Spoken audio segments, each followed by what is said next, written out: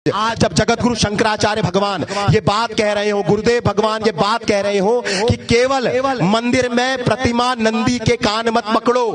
वो नंदी की प्रतिमा की पूजा मत करो। यदि घर के बाहर मां कट रही हो और आप प्रतिमा को पूज रहे हो तो इससे बड़ा पाखंड देश के अंदर क्या होगा। संभवतः ऐसा कुछ पाखंड उस समय रहा हो, कोई भी कारण रहा हो, लेकिन 1875 में जब इसका जन्म हुआ आर्य समाज का, तो 1880 का दशक और 90 का दशक इतना महान दशक था कि इस देश में गोरक्षणी सभाओं का जन्म करवाया स्वामी दयानंद सरस्वती ने, और देश में इतने क्रांतिकारी आंदोलन किए, ऐसी गोरक्षणी सभाएं बनाई। उस समय बताया आपको हैरानी होगी, एक पत्र छपता था, जैसे जगतगुरु शंकराचार्य महाभाग ने पत्र छापे हुए, पत्रक छापे हुए। इन पत्रकों में पत्रक छपते थे तो उस पत्रक में पता है क्या लिखा होता था, कितना कटु वाक्य लिखा रहता था। उसमें अंतिम में यह बात लिखी रहती थी उस पत्रक में कि इस देश में गोरक्षा आंदोलन चलाए जा रहे हैं, इसमें आप सबको जुड़ना है, जिसके पास धन है वो धन दे, जिसके पास जन है वो जन अपनी सहभागिता दे, सब आगे आए। लेकिन लास्ट में एक लाइन लिखी रहती थी, यदि इस पत्रक को आपने आगे नहीं बढ़ाया, किसी दूसरे व्यक्ति को साझा नहीं किया,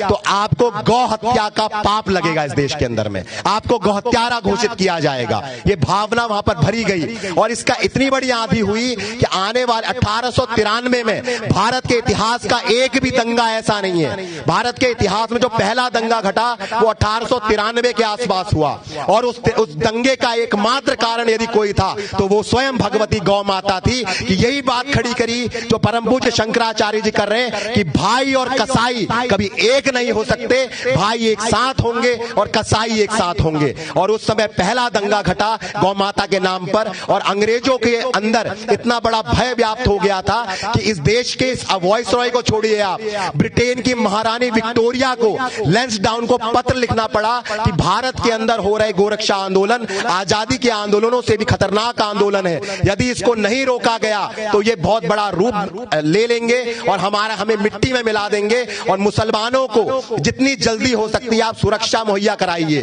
उनको स्लॉटर हाउस में भर्ती कराइए, और इसके साथ साथ आप क्या कीजिए, क्योंकि ज्यादा गौ